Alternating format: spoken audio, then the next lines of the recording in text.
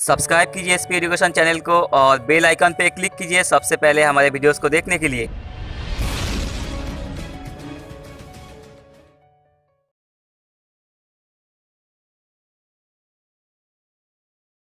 Hello दोस्तों, नमस्कार। स्वागत है आपका अपने यूट्यूब चैनल एसपी एजुकेशन में। तो कैसे हैं आप सब लोग? आशा करता हूं आप सब लोग अच्छे होंगे। आप सब लोग अपने घर पर होंगे, सुरक्षित होंगे और अपने एग्जाम की तैयारी बहुत ही अच्छे से कर रहे होंगे। देखिए, जैसे कि आप लोगों को पता है, हमने अपना बायोलॉजी स्टार्ट किया है। बिल्कुल डिटेल में हम अपनी बायोलॉजी को स्टार्ट कर रहे हैं।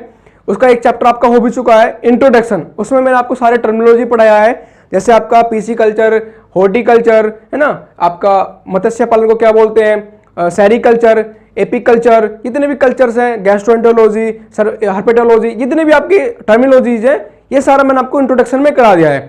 तो आज जो बात करेंगे, हम अपना नया चैप्टर स्टार्ट करेंगे जिसका नाम है आपका ब्लड सर्कुलेशन सिस्टम। आपको थंबनेल में दिख भी रहा होगा, है ना।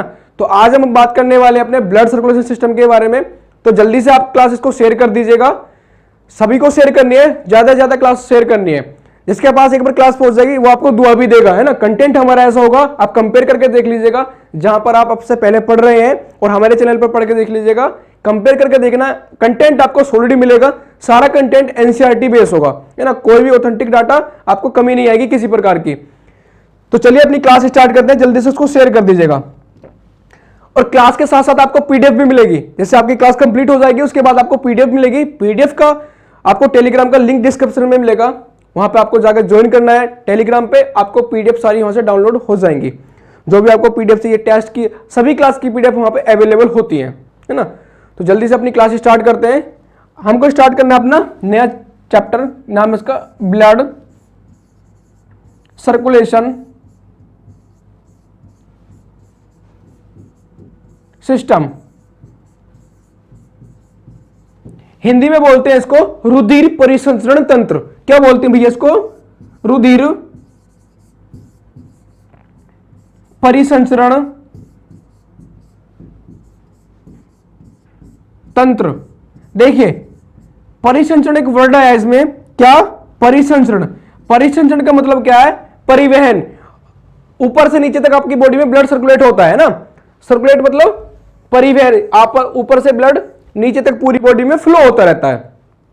तो इसके बारे में पढ़ रहे हैं, हमें कैसे फ्लो होता है, क्या इसमें हमारे ब्लड में क्या क्या प्रोटीन पाए जाते हैं, क्या प्लाज्मा, आरबीसी, डब्ल्यूबीसी, रुधिर सीरम, सभी के बारे में हम इसमें पढ़ेंगे।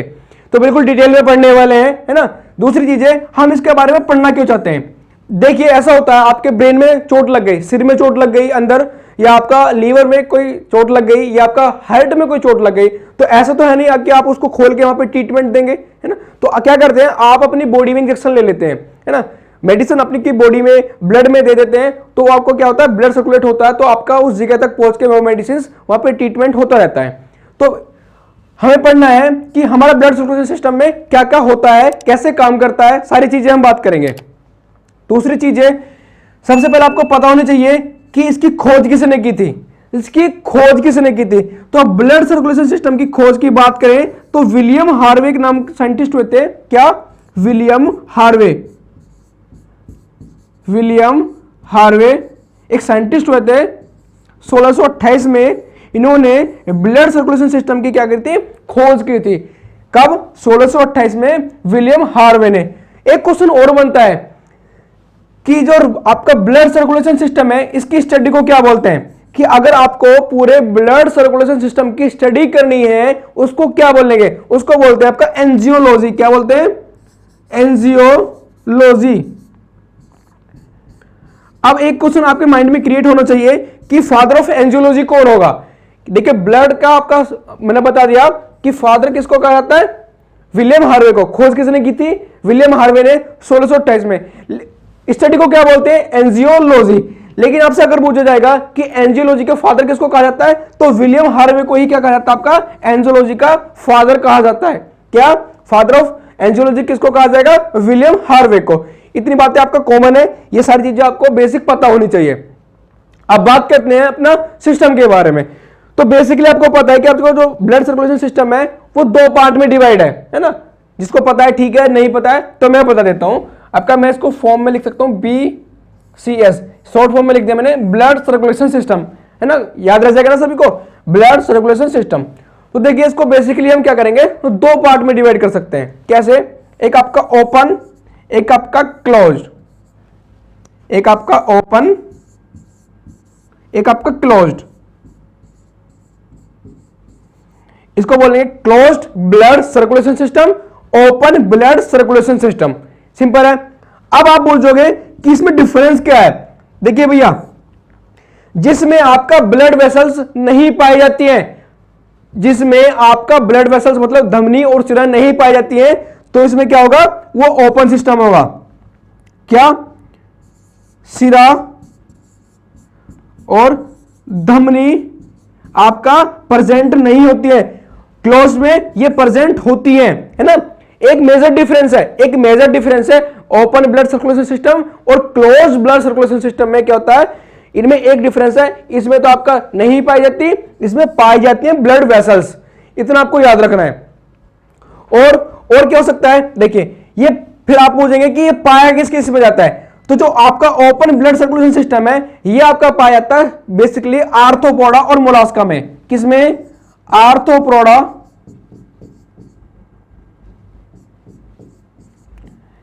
And Mollusca. इसमें आपका पाया जाता है ओपन ब्लड सर्कुलेशन सिस्टम। किसमें? आर्थ्रोपोडा और मोलास्का संघ में। अब आर्थ्रोपोडा के एग्जांपल जैसे मक्खी, मच्छर, झींगा आदि, है ना। ये जितने भी आपके कीट आते हैं इस किस में आते हैं, आपके आर्थ्रोपोडा जगत में आते हैं। अब आपको मैं एक नोट करके लिखाता हूं, एक चीज लिखिएगा कि वर्ल्ड का लार्जेस्ट एनिमल ग्रुप, वर्ल्ड का लार्जेस्ट एनिमल ग्रुप कौन सा? आपका आर्थ्रोपोडा। फर्स्ट नंबर पर है भाई आपका ये आर्थ्रोपोडा। दूसरे नंबर पे कौन बैठा है भाई साहब? दूसरे नंबर पे बैठा है मोलास्का संघ। मोलास्का में आपका क्या आ जाएगा? ऑक्टोपस, केचुआ आदि ईटीसी। तो आपसे अगर पूछा जाएगा कि ओपन ब्लड सर्कुलेशन सिस्टम किस में पाया जाता है, आर्थ्रोपोडा और मोलास्का संघ में आपका ओपन ब्लड सर्कुलेशन सिस्टम पाया जाता है, एक बात। दूसरी बात आपसे पूछेगा कि वर्ल्ड का लार्जेस्ट एनिमल ग्रुप कौन सा है, तो आर्थ्रोपोडा।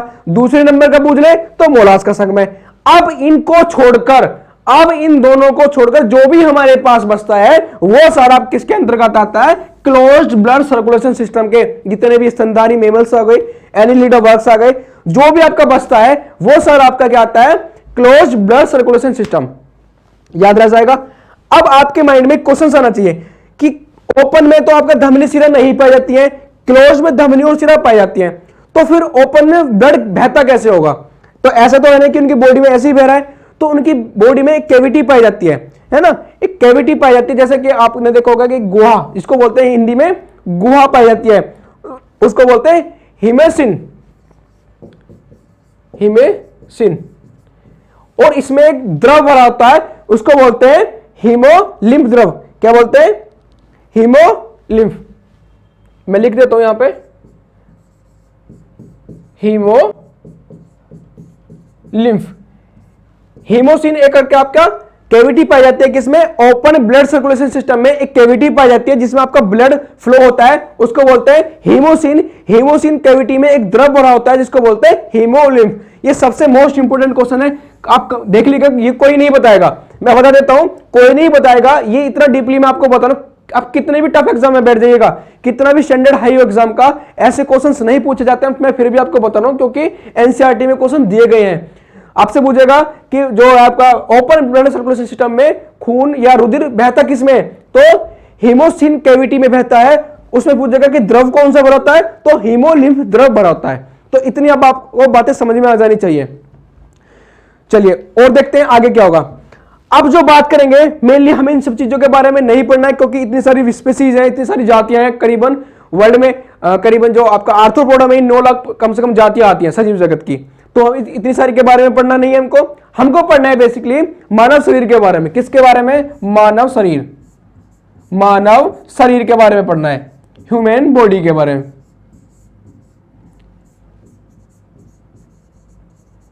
ठीक है भैया, तो आपको पता होना चाहिए कि आपका बॉडी ये बनती कैसे है। सबसे पहले देखिए जनन होता है, जनन में आपका एक मेल एक फीमेल होता है ना। इन दोनों को मिलकर एक होता है आपका अंडाणु, एक होता है आपका शुक्राणु। ये दोनों मिलकर क्या बनाते हैं? आपका जाइगोट बनाते हैं। हिंदी बोलते हैं युग्मनज, युग्मनज। ये युग्मनज मिलकर बनाता है आपका सेल बनाता है, इसको बोलते हैं कोशिका। सेल आपका टिश्यू बनाती है, टिश्यूज मिलकर बनाते हैं आपका ऑर्गन। ठीक है, ऑर्गन से आपका बनता है सिस्टम या तंत्र, तंत्र के बाद बनता है आपका ह्यूमन बॉडी। याद रह जाएगा ना, समझ में आ रहा है बल्कि ये? ठीक है, बॉडी। चलिए कैसे?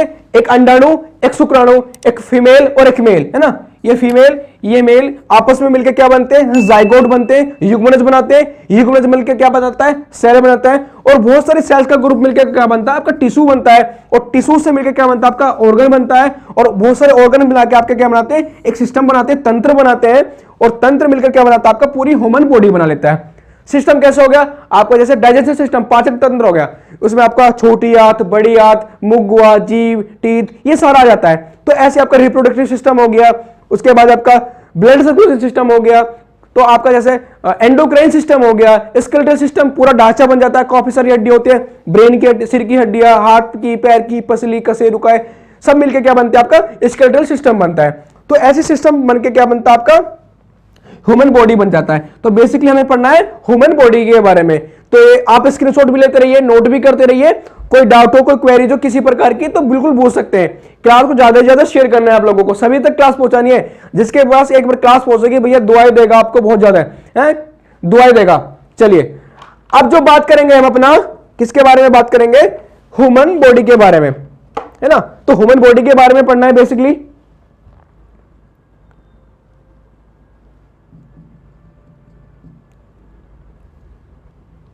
ह्यूमन बॉडी के बारे में आप नोट करते जाएंगे। चलिए ह्यूमन बॉडी,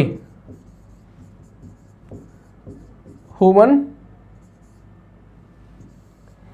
तो इसमें हमने बेसिकली ब्लड सर्कुलेशन सिस्टम में ह्यूमन बॉडी में हम तीन चीजें के बारे में पढ़ेंगे। कौन कौन सी हो जाएंगी? सबसे पहले आप पढ़ेंगे इसमें ब्लड के बारे में, उसके बाद पढ़ेंगे आप हार्ट के बारे में, उसके बाद आप पढ़ेंगे ब्लड वेसल्स, है ना।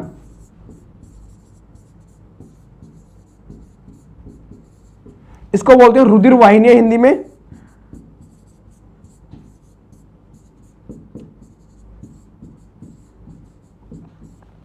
इसको बोलते हैं हृदय, इसको बोलते हैं रुधिर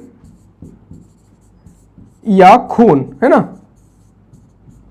भैया कोई भी डाउट हो किसी प्रकार का तुरंत आप पूछ सकते हैं, कमेंट बॉक्स में लिख सकते हैं अपना क्वेश्चन, है ना। तो देखिए, तो हमें ह्यूमन बॉडी के बेसिकली ब्लड सर्कुलेशन सिस्टम में जो पढ़ेंगे हम तीन चीजें पढ़ेंगे। कौन कौन सी? ब्लड के बारे में पढ़ेंगे सबसे पहले, फिर हार्ट के बारे में पढ़ेंगे, फिर आपका पढ़ेंगे ब्लड वेसल्स, आपके रुधिर वाहिनी, जैसे आपका धमनी और सिरा होती है। कौन कौन सी? धमनी व सिरा, इनके बारे में हमको पढ़ना है। तो बेसिकली सबसे पहले स्टार्ट करेंगे हम अपने ब्लड, क्योंकि हमें सबसे पहले ब्लड के बारे में पढ़ना है। तो ब्लड के बारे में आप सबसे पहले हेडिंग हो जाएगी आपकी ब्लड। अब जो पढ़ेंगे ब्लड के बारे में पढ़ेंगे। तो ये सब आपका नोट हो गया। चलिए अब देखते हैं ब्लड के बारे में। ब्लड, बहुत अच्छे अच्छे क्वेश्चंस बनते हैं यहाँ पे भैया, बहुत अच्छे अच्छे क्वेश्चंस बनते हैं ब्लड के बारे में से। और हर एग्जाम में आपको एक नए क्वेश्चन देखने को मिल जाएगा। ब्लड में काफी सारे क्वेश्चंस पूछे जाते हैं। सबसे पहले ब्लड क्या है, सबसे पूछेगा कि है क्या आखिर ये ब्लड। तो ब्लड होता है रुधिर हमारा लिक्विफाइड कनेक्टिव टिश्यूज, तरल संयोजी ऊतक है। क्या है भैया? तरल संयोजी ऊतक। देखिए बेसिकली हमारी जो बॉडी है उसमें चार प्रकार, ह्यूमन बॉडी में चार प्रकार के ऊतक पाए जाते हैं। कौन सा? संयोजी ऊतक, पेशी ऊतक, है ना, तंत्रिका ऊतक और आपका उपकला ऊतक, चार ऊतक पाए जाते हैं। तो हमारा क्या ब्लड है? कौन सा? तरल संयोजी ऊतक है। संयोजी मतलब ये आपस में हमारे जो अंश होते हैं ना सबको जोड़े रखता है। तो लिक्विड मतलब लिक्विड फॉर्म में होता है, संयोजी मतलब जोड़े रहता है, और कनेक्टिव मतलब जोड़े रहता है, टिश्यूज मतलब ऊतक है। तो क्या है? ब्लड हमारा संयोजी ऊतक है। अब अगला क्वेश्चन बनता है कि ये बनता कहां से है? ब्लड बेसिकली आता कहां से, बनता कहां से है? तो जब आपका छोटा होता है, क्या जाइगोट होता है, जब भ्रूण होता है, बच्चा छोटा होता है जब भ्रूण होता है या जाइगोट बोलते हैं आप, तो 3 फेजेस होती हैं उसकी, है ना, 3 फेजेस होती हैं, 3 फेजेस होती हैं। ये सेकंड वाली जो फेज है ये मेसोडर्म, मेसोडर्म, एक्टोडर्म, एक्टोमीजो और एंडोडर्म। देखिए जब छोटा बच्चा होता है, जाइगोट होता है, तो 3 फेजेस होती हैं, एक्टोडर्म, है ना, उसके बाद आपका मेसोडर्म और एंडोडर्म, 3 फेज होती है। जो सबसे अंदर की होती है उसको बोलते हैं एंडोडर्म, एंडोडर्म बाहर की, एक्टोडर्म सेकंड वाली जो होती है मेसोडर्म होती है। अब जो सेकंड वाली जो होती है ना, इससे हमारे रुधिर का निर्माण होता है। सेकंड वाली जो फेज होती है इससे हमारे ब्लड का निर्माण होता है। तो क्वेश्चन कैसे पूछेगा, क्वेश्चन पूछेगा निम्नलिखित में से ब्लड बनता किससे है, तो एक्टोडर्म, मेसोडर्म या एंडोडर्म या इनमें से कोई नहीं, 4 ऑप्शन दे देगा। तो आपको राइट आंसर क्या लगाना है मेसोडर्म। आपका ब्लड बनता किससे है, मेसोडर्म से बनता है। चलिए अगला इसका आपसे पूछ लेगा कि चलिए मेरा अगला क्वेश्चन यह हो गया, बनता किससे, मेसोडर्म से बनता है, मेसोडर्म से बनता है। एक एक क्वेश्चंस में पॉइंट वाइज कराता ले जाऊंगा, आपको कोई भी क्वेश्चंस में डाउट नहीं छोड़ूंगा। दूसरी चीज है आपको यहीं पे ऑब्जेक्टिव क्वेश्चंस भी मैं बता दूंगा कि क्वेश्चन बन कहां से सकता है और कौन सा क्वेश्चन पूछा जा सकता है ना, तो मैं यहां पे सारे बता दूंगा। उसके बाद आप क्या देखते हैं, क्वांटिटी कितना किस में पाया जाता है। देखिए मेल और फीमेल, है ना, मेल और फीमेल, इसमें 5 से लेकर 6 लीटर और फीमेल में 4.5 से 5.5 लीटर तक पाया जाता है, 4.5 से 5.5 लीटर तक, है ना। आप कह सकते हो कि जो हमारी बॉडी है, हमारे शरीर का 7.5 से 8%, कितना 7.5 से 8% तक क्या होता है, हमारा ब्लड होता है। मान लो कि आपका बॉडी का वेट कितना है, 1.5 kg है, तो उसमें 7.5 या 8 किलो का आपका ब्लड हो जाएगा, है ना। तो याद रखना है। दूसरी चीज है, इसको नोट करो, जल्दी से बता दूंगा। और क्या, ये हमारा कोलाइडी विलियन होता है, क्या कोलाइडी, ब्लड हमारा कोलाइडी विलियन होता है। आपसे पूछेगा कि जो रुधिर है वो कैसा विलियन है, तो कोलाइडी सॉल्यूशन है। कौन सा, कोलाइडी विलियन है। चलो जल्दी से नोट करो, स्क्रीनशॉट लो भैया, जल्दी से लपको, जल्दी से क्लास को जल्दी से शेयर करो, जल्दी से क्लास को शेयर करो। हाँ जी चलिए भैया, हो गया नोट। अगला क्वेश्चन, अगला क्वेश्चन क्या बनता है, इसकी पीएच वैल्यू को लेकर बनता है। आपसे काफी एग्जाम में पूछा जाता है कि ब्लड की पीएच वैल्यू क्या है, पीएच इसकी वैल्यू। देखिए पीएच वैल्यू कैसे होती है, एक स्केल होता है ना, 0 से लेकर 14 तक चलता है। अब काफी स्टूडेंट को यहां पे कंफ्यूजन होता है। देखिए एक मैंने ये बॉक्स बना दिया, इसमें मैंने 7 लिख दिया, है ना, क्या लिख दिया, 7 लिख दिया। अब ये जो बॉक्स है मेरा, ये मेरा 7 पे किस लिए है, क्योंकि यहां पे उदासीन है। अब उदासीन है मतलब 0 से लेकर और 6.9 और 7 से लेकर 7.1 से लेकर 14 तक। देखिए ये अम्लीय होता है, अम्लीय, ये क्षारीय है। अब क्वेश्चन ये पूछा जाता है कि पीएच स्केल में अम्लीय कहां से कहां तक है, तो काफी ऑप्शन मिल जाएगा 0 से लेकर 7 तक। काफी बुक्स में देखा है कि 0 से लेकर 7 तक की वैल्यू क्या आपकी अम्लीय होगी, लेकिन गलत है। 7 तो आपका उदासीन हो जाएगा, 0 से लेकर 6.9 तक क्या होगा, हमारा अम्लीय होगा। लेकिन 7.1 से अगर स्टार्ट करेंगे 14 तक जाएंगे तो हमारा क्षारीय होगा। इस सिंपल सी बात है। अब हमारे ब्लड का जो पीएच है, किसका, ब्लड का, वो कितना है भैया, ब्लड का पीएच है हमारा 7.4। अब मुझे बताओ कि हमारा ब्लड जो अम्लीय है या क्षारीय है, तो सिंपल से आपको पता लग रहा होगा कि 7 के बाद आ रहा है तो हमारा ब्लड क्या होगा, क्षारीय होगा। क्या होगा, क्षारीय। और क्षारीय में भी कैसा होगा, दुर्बल क्षारीय, क्योंकि 7 से बस थोड़ा सा ही अधिक है, 7 से थोड़ा सा ही अधिक है, तो कैसा होगा, दुर्बल क्षारीय। क्या लिख सकते हो, दुर्बल क्षारीय, है ना। ब्लड हमारा कैसा है, दुर्बल क्षारीय है, याद रह जाएगा। चलिए अब देखेंगे कि जो आपका ब्लड की स्टडी को क्या बोलते हैं। आपने देखा कि ब्लड सर्कुलेशन सिस्टम की स्टडी को क्या बोलते हैं, एंजियोलॉजी बोलते हैं। लेकिन आपसे अगर पूछा जाएगा कि ब्लड की, खुद ब्लड की स्टडी को क्या बोलते हैं, तो हीमेटोलॉजी। क्या, haematology, study of the blood, study of the blood की स्टडी को, ब्लड की स्टडी हीमेटोलॉजी, क्या बोलेंगे? हीमेटोलॉजी, याद रह जाएगा। ये नोट करते जाइए भैया, ये नोट करते जाइए कि ब्लड की स्टडी को क्या बोलते हैं? हीमेटोलॉजी बोलते हैं।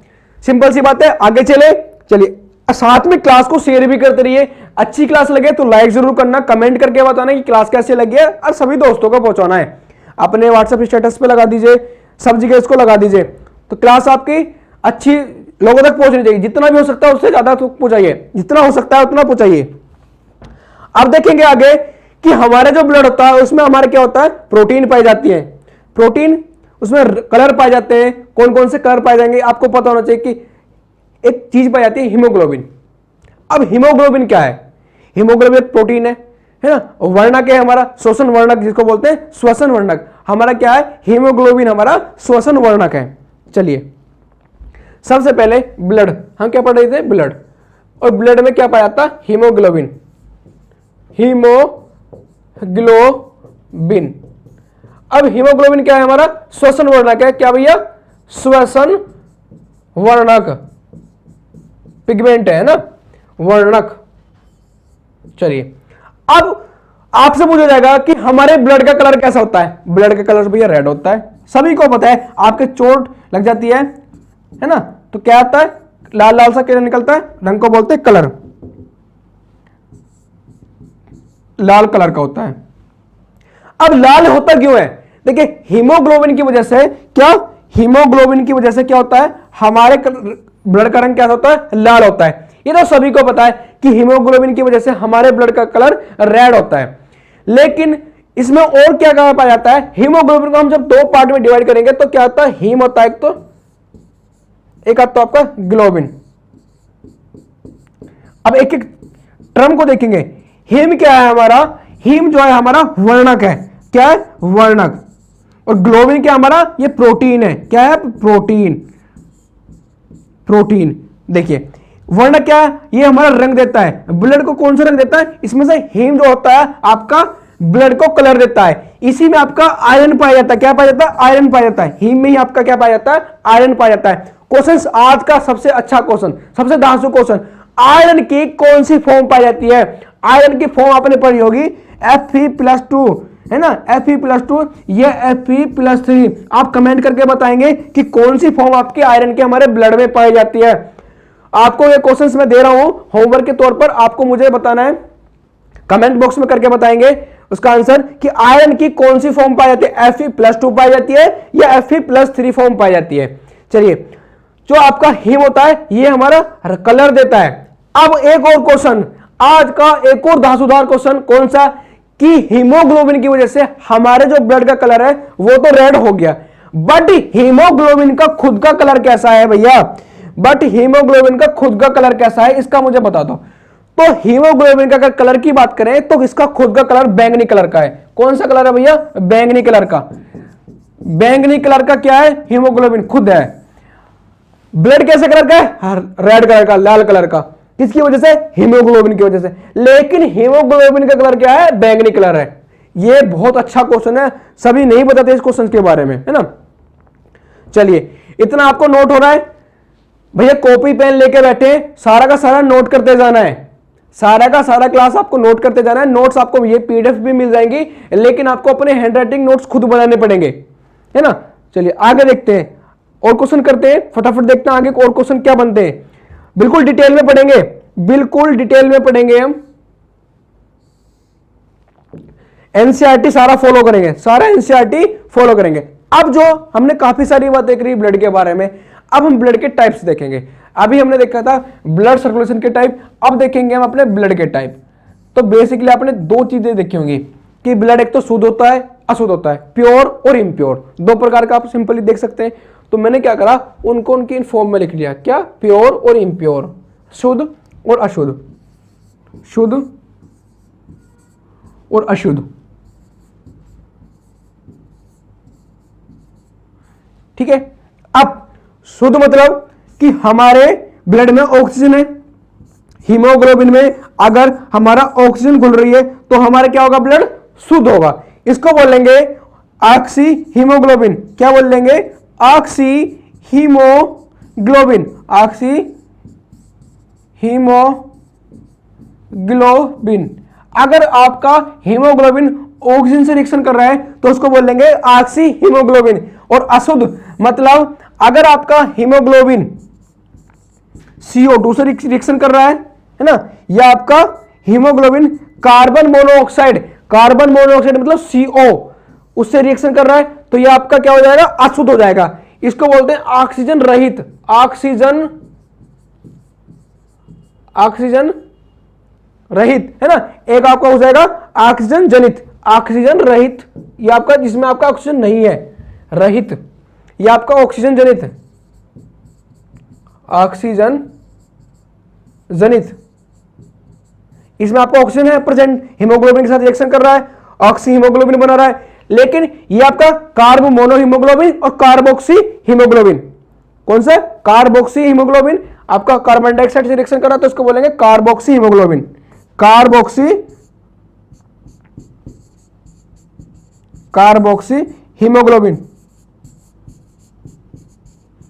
हीमोग्लोबिन। और आपका अगर इससे रिएक्शन कर रहा है तो ये आपका हो जाएगा कार्ब मोनो हीमोग्लोबिन। सिंपल है, याद रह जाएगा। देखिए आपने अपने ब्लड को दो पार्ट में डिवाइड किया, शुद्ध और अशुद्ध, मतलब इसमें आपका एक में ऑक्सीजन है दूसरे में ऑक्सीजन नहीं है, प्योर और इम्प्योर। शुद्ध मतलब क्या क्या है कि इसमें हमारा ऑक्सीजन जनित है, इसमें हमारा ऑक्सीजन प्रेजेंट है शुद्ध वाले में। अशुद्ध में क्या है, ऑक्सीजन रहित है, इसमें ऑक्सीजन प्रेजेंट नहीं है। अगर हमारा हीमोग्लोबिन ऑक्सीजन से रिएक्शन करता है तो हमारा बनता है ऑक्सी हीमोग्लोबिन जो हमारा शुद्ध है ना। अगर हमारा हीमोग्लोबिन CO2 से रिएक्शन करता है तो बनाता है कार्बोक्सी हीमोग्लोबिन। अगर हीमोग्लोबिन CO मतलब कार्बन मोनोऑक्साइड से रिएक्शन करता है तो कार्ब मोनो हीमोग्लोबिन बनता है। तो आपने देखा होगा कि जो आपके बंद कमरे में कभी भी अंगीठी जला के नहीं रखनी चाहिए। क्या होता है, वहां से CO गैस निकलती है, कार्बन मोनोऑक्साइड जो गैस निकलती है वो आपके ब्लड के साथ हीमोग्लोबिन के साथ घुल जाती है। उस घुलने के बाद आपका दम घुट जाता है और आप मर जाते हैं या डेथ हो जाती है उसमें, तो पता भी नहीं लगता कि कद में आपका डेथ हो गई। तो साइलेंट सुसाइड गैस बोलते हैं किसको, CO को। साइलेंट सुसाइड गैस किसको बोलते हैं, CO को बोलते हैं, कार्बन मोनोऑक्साइड। या आपको सलाह दी जाती है कि कभी भी बंद कमरे में अंगीठी जला के नहीं सोना चाहिए, क्योंकि सबसे ज्यादा रिएक्शन जो करती है हमारे ब्लड के साथ, सबसे ज्यादा रिएक्शन कौन घुल जाती है, CO है ना। सबसे कम कौन घुलती है, O2 ऑक्सीजन। ठीक है, याद रह जाएगा। अब और आगे चलते हैं, बात करते हैं और क्या होगा। देखिए आपके ब्लड में क्या क्या प्रेजेंट होता है। जो ब्लड होता है हमारा, ब्लड में क्या क्या प्रेजेंट होता है। देखिए भैया ब्लड में आपका दो चीजें मेन होती हैं, एक प्लाज्मा एक रुधिर कणिकाएं। प्लाज्मा है ना, आपने नाम सुना होगा प्लाज्मा, प्लाज्मा एक होता है रुधिर कणिकाएं।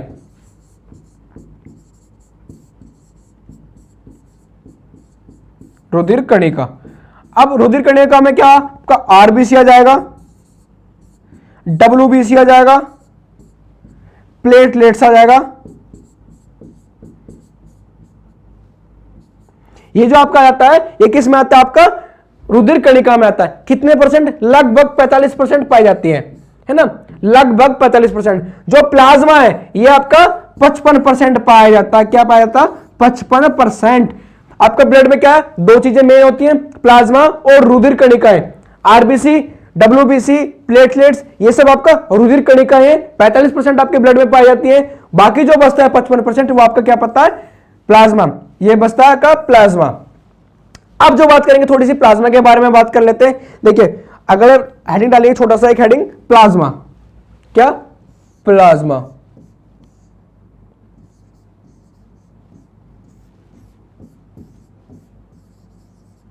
क्लास कैसी लग रही है फटाफट मुझे कमेंट करके बताएंगे, है ना। और शेयर कर दो भैया, बिना पूछे जितना ज्यादा होगा उतना शेयर करिए, सभी को शेयर करना है। प्लाज्मा जो होता है आपका सबसे पहले हल्के पीले रंग का कलर, हल्के पीले रंग का, हल्का पीला रंग। दूसरी चीज है गाढ़ा होता है ना। तीसरी चीज है क्षारीय होता है, हल्के पीले रंग का गाढ़ा क्षारीय द्रव है। क्या है, द्रव है। तो याद रह जाएगा, आपसे पूछेगा कि प्लाज्मा क्या है, हल्के पीले रंग का गाढ़ा और क्षारीय द्रव है। प्लाज्मा की क्या कितने परसेंट पाया जाता है? 55% पाया जाता है। कितने? 55% पाया जाता है हमारे ब्लड में। क्या होता है? हल्के पीले रंग का गाढ़ा और क्षारीय द्रव है। इतनी बात क्लियर है। दूसरी, 55% में से क्या होता है आपका? 90 से 92%, 90 से 92% क्या पाया जाता है? इसमें वाटर पाया जाता है ना। और 8 से 10% क्या पाया जाता है? मिनरल्स, क्या? खनिज और प्रोटीन। कह सकते हो हिंदी में खनिज और प्रोटीन। खनिज और प्रोटीन पाई जाती है। 55% आपका प्लाज्मा पाया जाता है आपके ब्लड में। उस 55% में से 90 से 92% आपका वाटर पाया जाता है और 8 से 10% आपका क्या पाया जाता है? प्रोटीन पाए जाते हैं और मिनरल्स पाए जाते हैं। तो इतना समझ में आ रहा है? हल्के पीले रंग का गाढ़ा और क्षारीय द्रव है। 90 से 92% आपका जो प्रेजेंट प्लाज्मा है उसमें से 90 से 92% आपका वाटर होगा, 8 से 10% क्या होगा? आपका प्रोटीन होगा। अब बात करेंगे कि इसमें प्रोटीन कौन कौन से पाए जाते हैं। तो जल्दी से इसका स्क्रीनशॉट ले लो, फटाफट बात करते हैं, आगे चलते हैं अपने। भैया फटाफट इसको शेयर कर दो जल्दी से।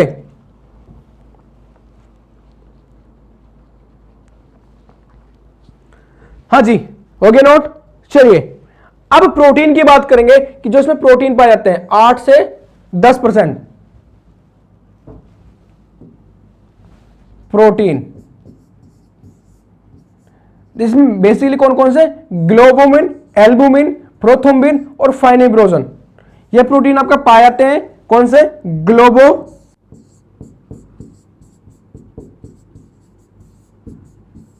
प्रोथ्रोम्बिन,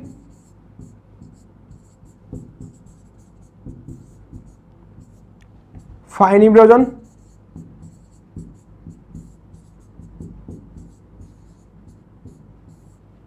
आपका ग्लोबुमिन, एल्बुमिन।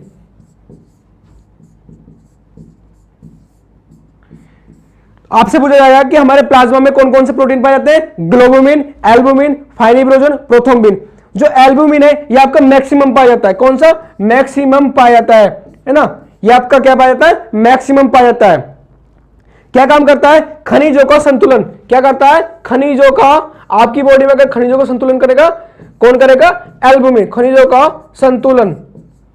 ग्लोबुमिन क्या काम करता है? ग्लोबुमिन आपका प्रतिरक्षा तंत्र को मजबूत करता है। क्या? प्रतिरक्षा, इम्यून सिस्टम को मजबूत करता है, प्रतिरक्षा तंत्र को मजबूत करता है। इसमें बेसिकली 3 प्रोटीन पाए जाते हैं, अल्फा बीटा और डेल्टा, है ना। तो जो बेसिकली जो अल्फा प्रोटीन है, देखिए इतना डीप में कोई नहीं जाता, मैं आपको फिर भी बता रहा हूं कि जो अल्फा प्रोटीन है ये आपका क्या करता है? प्रतिरक्षा तंत्र को मजबूत करता है, ग्लोबुमिन प्रोटीन। अब प्रोथ्रोम्बिन और फाइब्रिनोजन ये और प्रोटीन पाए जाते हैं किसमें? आपके हीमोग्लोबिन में। चलिए है ना, नोट कर लीजिएगा फटाफट, अल्फा बीटा और आपका डेल्टा। चलिए, और ये आपका प्रोथ्रोम्बिन और फाइब्रिनोजन होगा। अब एक वर्ड और आपने पढ़ा होगा ब्लड में, रुधिर सीरम, काफी चर्चा में रहा है रुधिर सीरम। अभी जैसे कोरोना वायरस चल रहा था तो सीरम की बात कर रही थी कि प्लाज्मा और सीरम को कुछ ऐसा कर रहे थे ना, तो वो सीरम के बारे में बताऊंगा। क्या करते हैं कि जो आपका जो ब्लड है ना उसमें से कुछ प्रोटीन्स निकाल लेते हैं। कुछ प्रोटीन्स निकालने के बाद जो आपका बचता है उसको बोलते हैं रुधिर सीरम। देखिए रुधिर सीरम, रुधिर सीरम, रुधिर सीरम क्या होता है? आपके ब्लड में से प्रोथ्रोम्बिन और फाइब्रिनोजन, जो इन प्रोटीन है आपके 2 प्रोटीन, अगर आपके ब्लड में से इन प्रोटीन को मैं बाहर निकाल लूं, जो मेरे पास बचता है वो क्या कहलाएगा? रुधिर सीरम, रुधिर सीरम कहलाएगा, है ना।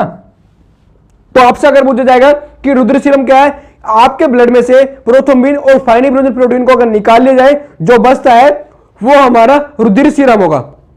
बिल्कुल, ये आपसे याद हो गया बिल्कुल। चलिए दूसरी चीजें जो आपकी अगली क्लास होगी उसमें अब आप पढ़ेंगे, आपको मैं पहले बता देता हूं, आरबीसी पढ़ेंगे, डब्ल्यूबीसी पढ़ेंगे। इन सब चीजों के बारे में आप पहले से ही पढ़ के आइएगा। कोई डाउट, कोई क्वेरीज, कोई सजेशन आपका तो बिल्कुल भेजिएगा। तो आपको क्या पढ़ के आना है? आरबीसी, डब्ल्यूबीसी पढ़ के आना है। अगली क्लास में मैं आपको आरबीसी और डब्ल्यूबीसी कराऊंगा। तो आज की क्लास आपको कैसी लगी बिल्कुल कमेंट करके बताइएगा। और जो भी कोई डाउट आपको क्वेरीज डाउट है या कोई भी क्वेश्चन है आपके, बिल्कुल आप पोस्ट करिएगा। और इसकी आपको पीडीएफ मिल जाएगी, पीडीएफ मिलेगी टेलीग्राम पे, टेलीग्राम का लिंक आपको डिस्क्रिप्शन में मिल जाएगा, उसको जाके वहां पे ज्वाइन कर लीजिएगा। हमारा लोगो मिल जाएगा वहां पे, उसको जाके ज्वाइन करेंगे जैसे ही तो आपको सारी पीडीएफ वहां पे मिल जाएगी, वहां से डाउनलोड करके उनको पढ़ सकते हैं। साथ में मैं आपको ये सजेस्ट करूंगा कि जो आप अपने नोट्स हैं वो अपने हैंडराइटिंग से खुद बनाए, जैसे मैं पढ़ाता हूं वो आप अपने नोट्स खुद बनाए अपनी हैंडराइटिंग में। उससे क्या होगा कि आपको जो है 2 बार पढ़ने का मौका मिलेगा, वैसे एक बार यहां पर पढ़ेंगे, दूसरा अपनी राइटिंग से अच्छा समझ में आता है। तो आप लोगों को क्या ज्यादा से ज्यादा क्लास शेयर करनी है, अपने दोस्तों को भेजनी है, जो भी पढ़ रहा है, जो भी साइंस पढ़ना चाहता है उसको क्लास भेजिए। यकीन मानिए वो आपको दुआएं देगा। क्यों? सारा कंटेंट आपको देखना है कि एकदम एनसीईआरटी बेस्ड कंटेंट, सारा सॉलिड कंटेंट है। गारंटी लेता हूं किसी भी एग्जाम में बैठ जाइए, 10th स्टैंडर्ड से एग्जाम से लेकर आप यूपीएससी लेवल तक के बैठ जाइए, क्वेश्चंस कोई भी नहीं छूटेगा, गारंटी से कोई भी क्वेश्चंस नहीं छूटेगा। तो क्लास कैसी लगी आपको कमेंट करके बताना है। एक क्वेश्चन मैंने आपको होमवर्क के बेस पे दिया है, वो आपको कमेंट में करके बताना है अपना आंसर, है ना। तब तक के लिए घर पर रहिए, सुरक्षित रहिए, अच्छे से पढ़िए। Bye bye, take care.